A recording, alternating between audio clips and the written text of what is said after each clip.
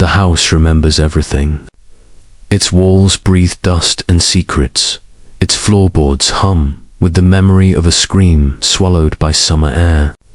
In the dying light of a Texas evening, Detective Samuel Vance stands where time stopped, 44 years after. Mara Ellison vanished and took the town's innocence with her. The air smells of rust, regret, and something older than both. Beneath the porch, a silver charm bracelet gleams like an accusation, the first breath of a ghost returning home. Now the case that ruined him is stirring again, and in Briar Hollow. Truth doesn't set you free, it buries you deeper. The house was the color of old breath, pale, flaking, surrendering to dust. Wind moved through its hollow ribs, sighing like a forgotten prayer. Wallpaper curled from the seams, its faded flowers collapsing into stains of moisture and memory. In the living room, a single chair faced a blank television, its screen reflecting only the tremor of a man standing too long in silence. That man was Detective Samuel Vance, eyes like broken glass under dim light, and tonight, after decades of pretending otherwise, he had returned to where it began. Outside, the Texas night pressed close, heavy with heat and crickets. The air carried the smell of rust and distant rain, as if time itself had corroded. A bulb flickered in the hallway, stuttering against the dark, revealing only fragments, the frayed edge of a photograph, a child's toy, the suggestion of movement just beyond seeing. The silence here was not empty. It was thick, suffocating, filled with the weight of the unsaid.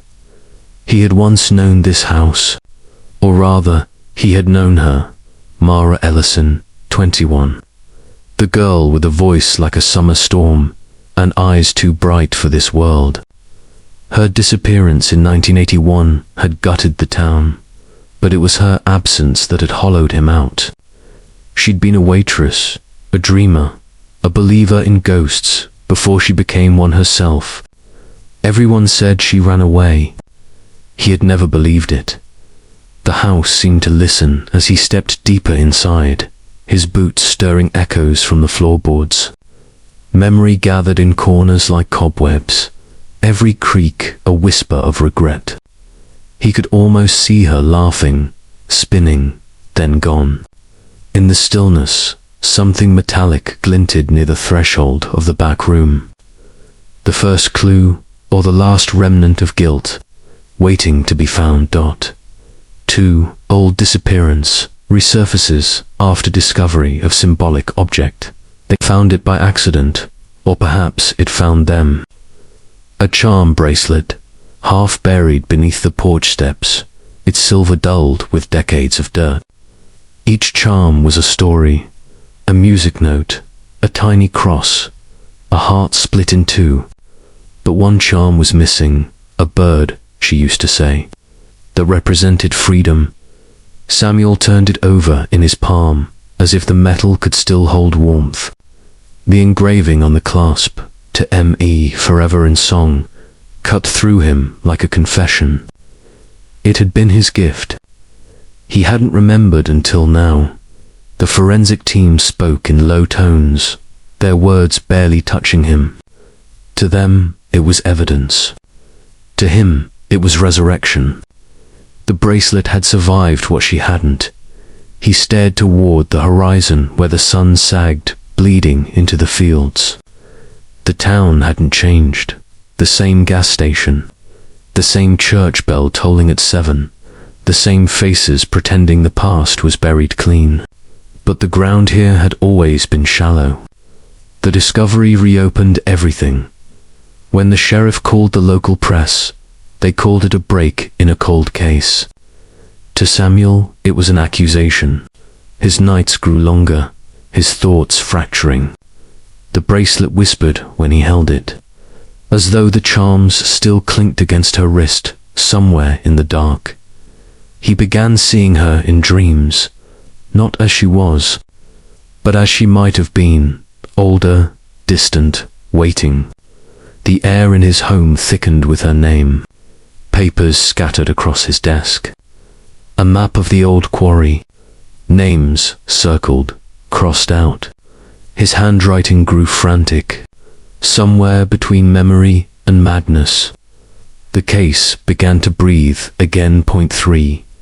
Investigator shows personal involvement. Mixing duty with obsession, he told himself it was duty. But duty doesn't wake you at 3 a.m. with the sound of someone humming in the next room. Duty doesn't make you whisper apologies to the dead. Mara had been more than a case. She had been the first person who looked at him and saw the man beneath the uniform. Their connection had been quiet, forbidden, threaded through glances across diner counters and conversations that ended in unfinished sentences. He had promised to keep her safe. The night she vanished, he had failed her, or worse, forgotten how to try now. Decades later, her voice had become part of the static in his head. Every file he opened, every report he reread, every photograph he re-examined, all bled into her face. His colleagues noticed. They spoke carefully around him, as though handling glass. "You sure you're up for this, Sam?" He nodded, eyes hollow. "I never stopped being up for it."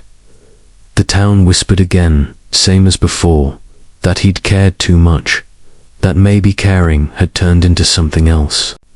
He stopped sleeping. The charm bracelet stayed in his pocket, its weight both comfort and curse. He visited the old quarry, the last place she'd been seen.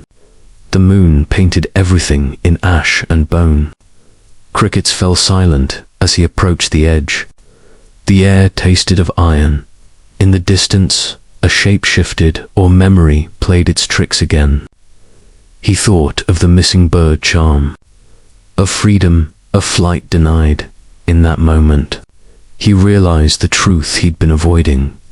The deeper he dug into Mara's story, the more he unearthed his own. The line between seeking justice and seeking absolution blurred until it was no longer a line at all, only an open wound disguised as purpose. The town of Briar Hollow held its ghosts quietly. People had learned to look away when the past rose up through the cracks.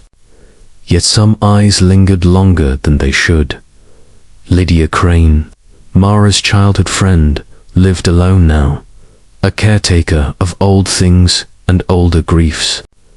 Her house smelled of lavender and dust. She didn't speak much when Samuel came by, just poured him coffee that tasted faintly of rain and said, "You shouldn't have come back." He studied her, her hands trembling round the mug. There was a photograph on her mantel. Mara and Lydia, arms linked, both smiling at something beyond the frame. He noticed that Lydia's smile didn't reach her eyes. "She trusted you," Samuel said quietly. Lydia flinched. "And you?" The words hung there, soft but cutting.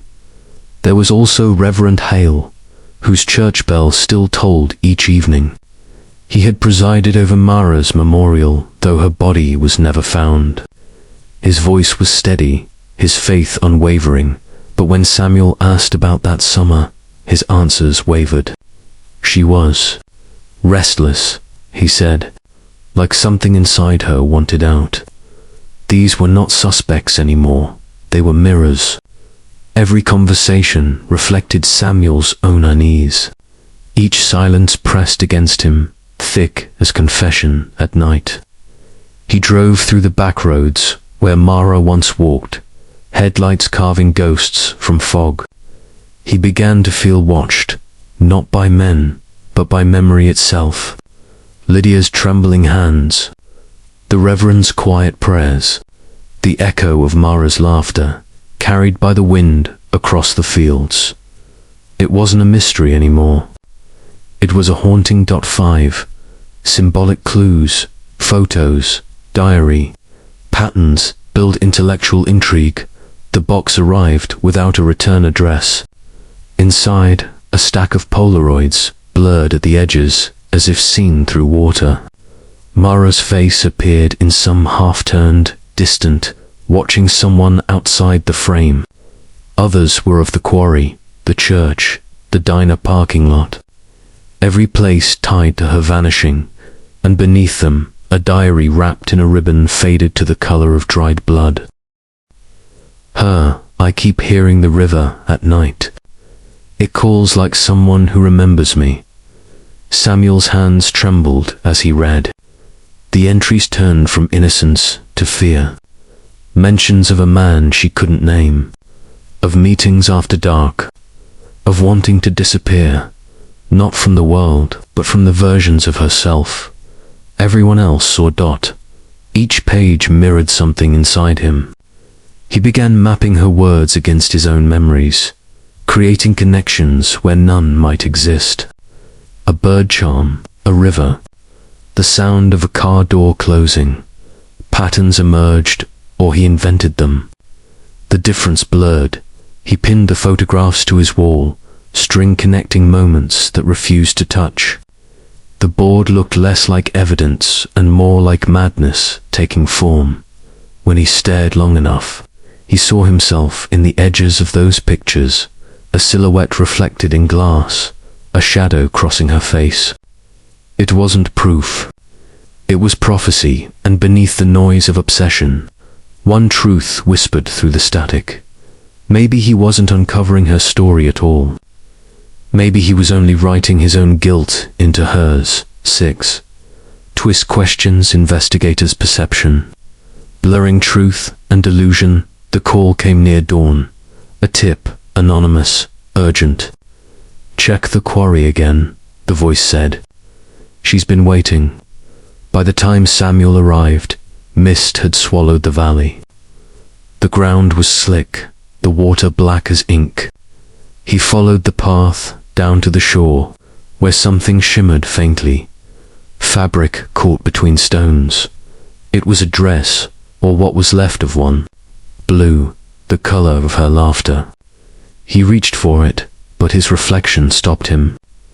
In the surface of the water, he saw her standing beside him, unchanged, eyes hollow with accusation.